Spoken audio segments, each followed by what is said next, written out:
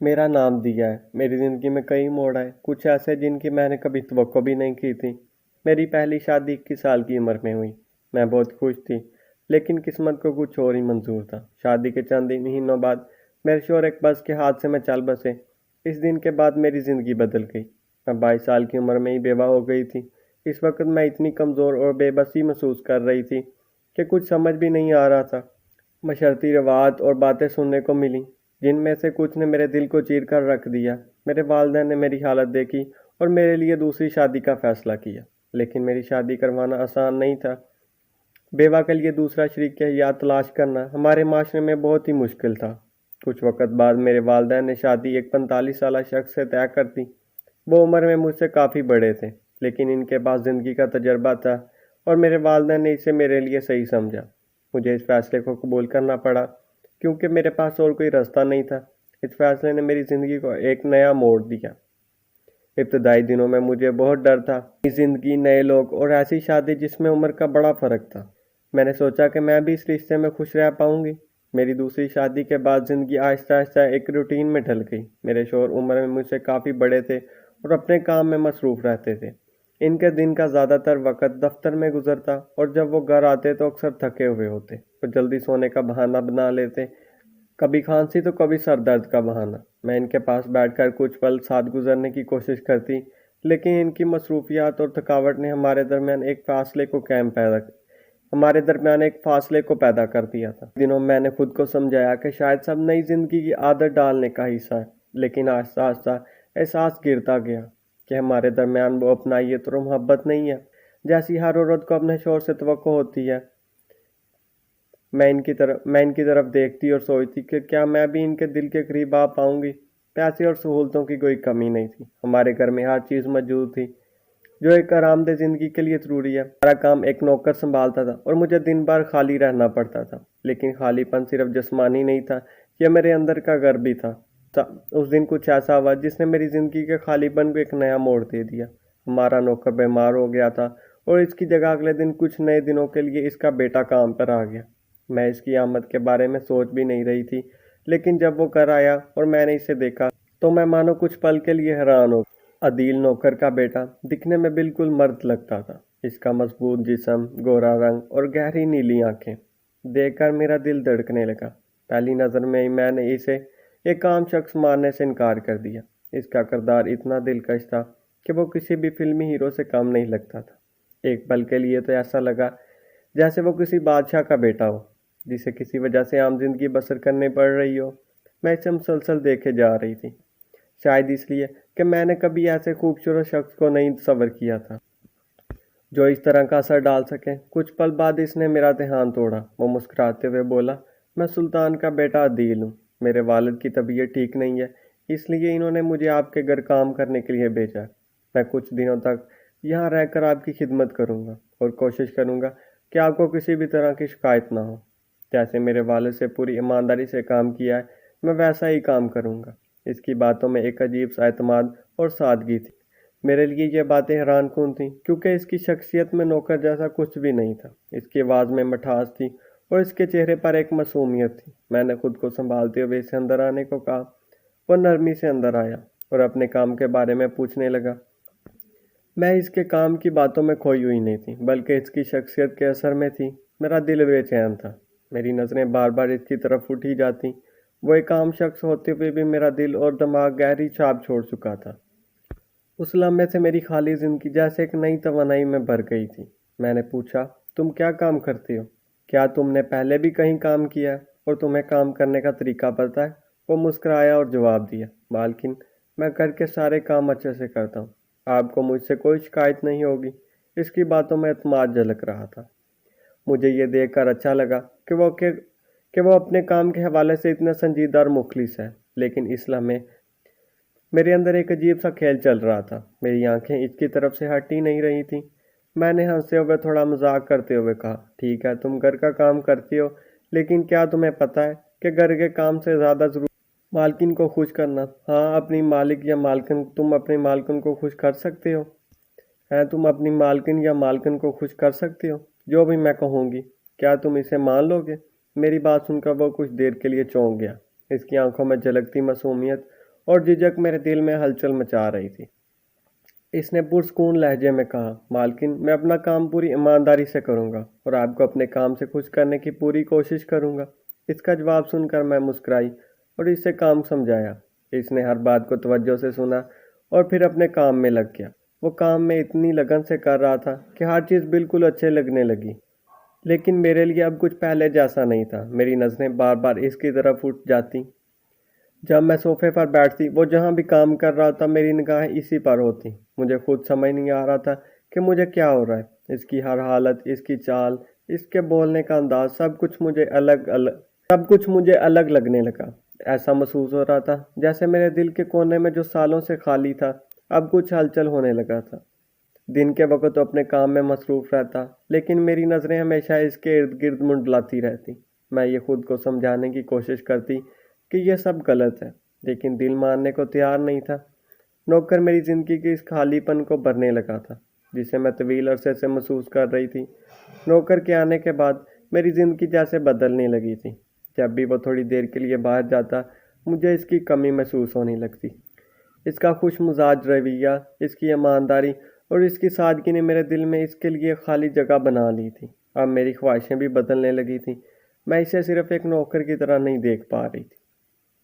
جب سے میں نے اسے دیکھا تھا تب سے میری راتوں کی نیند اور دن کا سکون جیسے غائب ہو گیا تھا۔ اس کی موجودگی نے میرے اندر ایک ایسی ہلچل پیدا کر دی تھی جسے میں نظر انداز نہیں کر پا رہی تھی۔ اس کی طرف کشش اتنی بڑھ گئی تھی کہ میں چاہنے لگی تھی وہ میری جسمانی اور جذباتی ضرورتوں کو بھی پورا کرے۔ کچھ دن بعد میرے شوہر کو اچانک کام کے سلسلے میں باہر جانا پڑا۔ جانے سے پہلے وہ بے حد ناراض اور پریشان لگ رہے تھے۔ میں نے ان کی پریشانی کا سبب پوچھا تو انہوں نے کہا، جب کام کے لیے باہر جاتا تھا تو پرانے نوکر تمہارے پاس تھے، مجھے کوئی فکر نہیں ہوتی تھی، لیکن اب ان کی غیر موجودگی میں تمہیں اکیلا چھوڑ کر جانے کو لے کر پریشان ہوں۔ پرانے نوکر کا نام سنتے ہی میں مسکراتے ہوئے کہا، کوئی بات نہیں، ان کا بیٹا تو ہے نہ، آپ بے فکر ہو کر اپنے کام پر جائیں۔ میری فکر بالکل مت کیجیے، میں یہاں آرام سے رہوں گی۔ نوکر بھی ہماری مدد کے لیے ہے اور وہ اپنا کام پوری ایمانداری سے کر رہا ہے۔ وہ میری دیکھ بھال بھی اچھے سے کرے گا اور پھر میں اپنا دیکھ بھال بھی خود کر سکتی ہوں۔ میری بات سن کر میرے شوہر تھوڑا سا خاموش ہوئے، لیکن ان کے چہرے پر ہلکی پریشانی صاف جھلک رہی تھی۔ انہوں نے مجھ سے کہا، ٹھیک ہے، لیکن اگر کسی بھی چیز کی ضرورت ہو یا کوئی پریشانی ہو تو مجھے فوراً فون کرنا۔ میں نے سر ہلاتے ہوئے ان کو اطمینان دلایا کہ سب ٹھیک رہے گا۔ جب شوہر جانے لگا تو انہوں نے نوکر کو بلایا، اسے گھر کی ذمہ داریاں سمجھائیں۔ انہوں نے اسے یہ ہدایت دی کہ وہ میری دیکھ بھال اچھے سے کرے اور مجھے اکیلا مت چھوڑ کر کہیں جائے۔ ان کی باتیں سن کر نوکر نے سر جھکا کر ہاں کی اور وعدہ کیا کہ وہ اب پوری ایمانداری سے اپنا کام کرے گا۔ میرے شوہر نے ایک بار پھر میری طرف دیکھا اور کہا، اگر کسی بھی چیز کی ضرورت ہو تو مجھے فوراً فون کرنا۔ میں مسکرائی اور انہیں اطمینان دلایا کہ سب ٹھیک رہے گا۔ پھر وہ سامان لے کر دوسرے شہر کے لیے روانہ ہو گئی۔ ان کے جانے کے بعد میں ہمیشہ کی طرح موبائل پر ویڈیو دیکھنے لگی، لیکن آج مجھے ان ویڈیوز میں کچھ دلچسپی نہیں ہو رہی تھی۔ ایسا لگ رہا تھا جیسے میری خواہشات اب اس اسکرین تک محدود نہیں رہ گئی تھیں۔ میری زندگی میں 2 شادیاں ہو چکی تھیں، لیکن اب تک وہ جسمانی تجربہ میری زندگی میں نہیں آیا تھا جس کی میں کئی سالوں سے کوشش کر رہی تھی۔ میرے پہلے شوہر کے اچانک انتقال نے میری پہلی شادی کو ادھورا چھوڑ دیا تھا، اور میری دوسری شادی وہ جڑاؤ اور محبت نہیں تھی جس کی میں امید کرتی تھی۔ لیکن اب نوکر کے آنے کے بعد میرے دل اور دماغ میں ایک الگ ہی ہلچل مچ گئی تھی۔ اس کی موجودگی نے میرے اندر ایسی خواہشات کو جگا دیا تھا جنہیں میں اب تک دبائے رکھے ہوئے تھی۔ اس کی نیلی آنکھیں، مضبوط قد کاٹ اور اس کا مزاج مجھے بار بار اس کی طرف کھینچ رہا تھا۔ بار بار نوکر کی طرف مائل ہو رہی تھی۔ میں کمرے میں آرام کر رہی تھی، لیکن مجھے اس چیز کی تڑپ ہو رہی تھی جس کی میں بہت خواہش تھی، اور اب یہ موقع بھی میرے سامنے تھا، لیکن میں اور اتنی دیر تک نہیں رک سکتی تھی۔ مجھے سمجھ نہیں آ رہا تھا کہ نوکر کو اپنی طرف کیسے مائل کروں، کیونکہ وہ صرف اپنے کام کاج میں مصروف تھا۔ اب مجھے اس کے ساتھ کچھ کرنا تھا، اس لیے میں نے اس کے سامنے بہت ماڈرن کپڑے پہننے لگی، لیکن اس نے میری طرف دھیان ہی نہیں دیا۔ اب میری بے چینی بڑھتی جا رہی تھی۔ پھر ایک دن میں نے نوکر کو اپنے کمرے میں بلایا اور اپنے دل کی ساری باتیں بتانے کا فیصلہ کیا۔ جب میں اسے کچھ بتا رہی تھی تو اس نے میری باتیں چپ چاپ سنی اور پھر کمرے سے چلا گیا۔ میں بس اسے دیکھتی رہ گئی۔ مجھے سمجھ نہیں آ رہا تھا کہ اس کو کیسے مناؤں۔ میں اس پر زبردستی نہیں کر سکتی تھی۔ میری چاہت تھی کہ وہ اپنے دل سے مجھ سے محبت کرے، لیکن ایسا نہیں ہو رہا تھا۔ اب میرا دل اور دماغ صرف اس کے خیالات میں ڈوب رہا تھا۔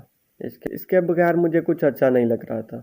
میں کسی بھی قیمت پر اس کے ساتھ کچھ اچھا کرنا چاہتی تھی۔ میں نے کئی بار اسے اپنے جذبات بتانے کی کوشش کی، لیکن اس نے باتوں پر دھیان نہیں دیا اور اپنے کام میں لگا رہا۔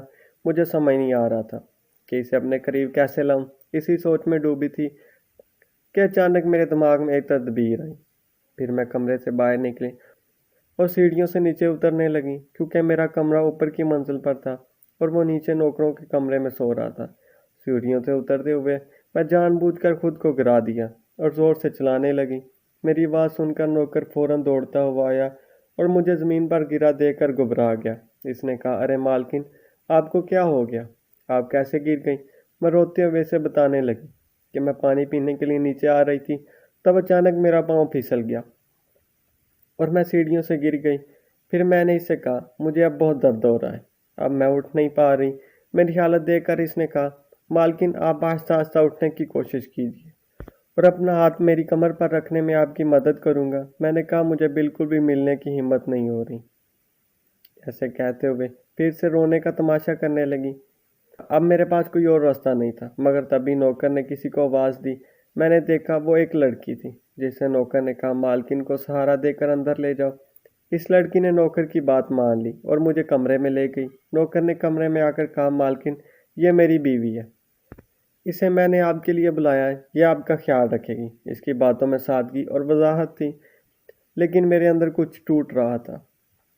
کچھ دیر بعد جب اس کی بیوی گرم پانی لینے گئی، نوکر نے میری طرف متوجہ ہو کر سنجیدگی سے کہا، مالکن، ہم غریب لوگ ہیں، لیکن ہمیں اپنی حدود کا احساس ہے۔ میں شادی شدہ ہوں اور اپنی بیوی کے ساتھ وفادار رہنا میری ذمہ داری ہے۔ آپ امیر لوگ ہیں، چاہیں جو کریں، لیکن ہمیں اپنی عزت پیاری ہے۔ اس کے الفاظ نے مجھے گہرائی تک چونکا دیا۔ اس کی آواز میں خودداری اور سچائی کی جھلک تھی، جس نے میرے دل پر گہرا اثر ڈالا۔ میں خاموش تھی، کیونکہ مجھے سمجھ آ چکا تھا کہ نوکر کے لیے اس کی ذمہ داری اور اس کا کام اہم نہیں تھا۔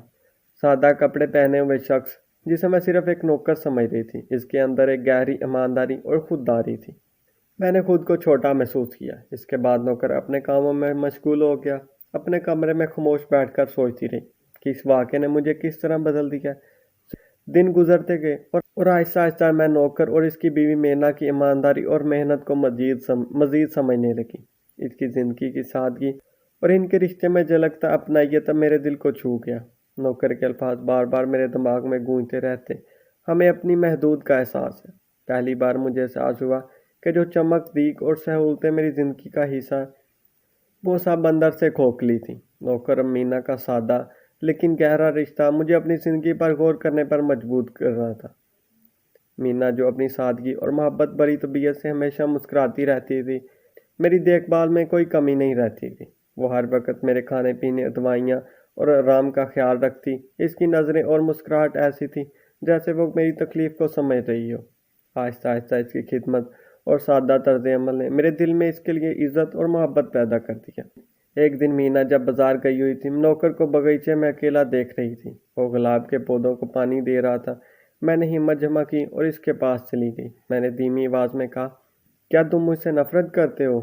وہ چونک کر میری طرف دیکھتا رہا، پھر سنجیدگی سے بولا، نفرت نہیں مالکن، لیکن ہاں، میں آپ کی زندگی اور ہماری دنیا کے درمیان کی دوری کو سمجھتا ہوں۔ میں جانتا ہوں کہ آپ کی زندگی کتنی مختلف ہے۔ میں نے اس کی آنکھوں میں جھانکا اور اس کی آنکھوں میں وہ گہرائی تھی جسے میں پہلے کبھی نہیں سمجھ پائی تھی۔ لیکن تمہاری سچائی اور ایمانداری مجھے بدل دیا۔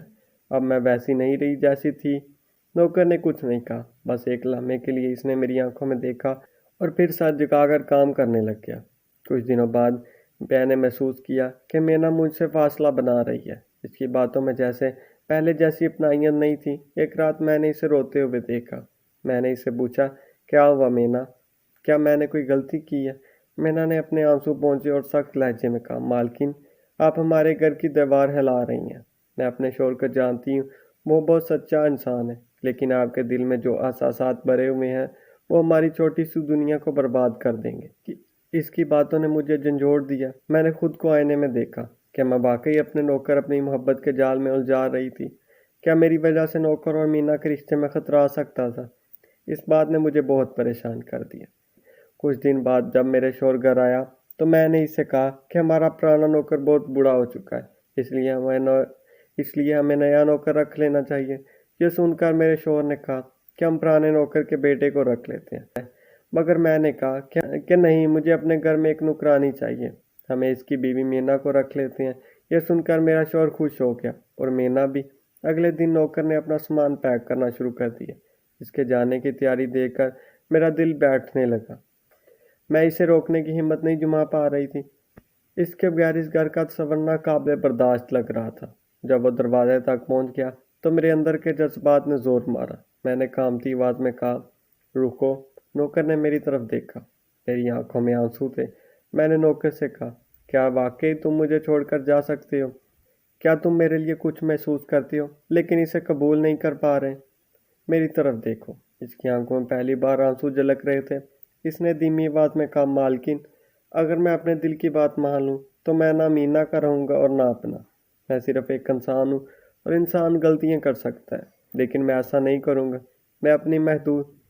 میں اپنی حدود کا خیال رکھوں گا کیونکہ یہی میرا فرض ہے۔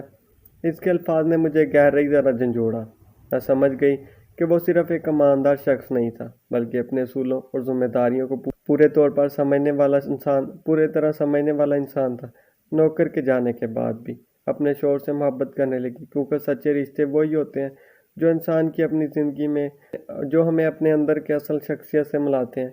اس کی سادہ زندگی اور ایمان نے میری زندگی میں گہرا اثر ڈالا جسے میں کبھی محسوس نہیں کر پا رہی تھی۔ اس تجربے نے مجھے سکھایا ہمیں کبھی بھی خودداری اور حدود سے سمجھوتا نہیں کرنا چاہیے، کیونکہ یہی ہمارے اصل رشتے اور خوشی کی طرف لے جاتے ہیں۔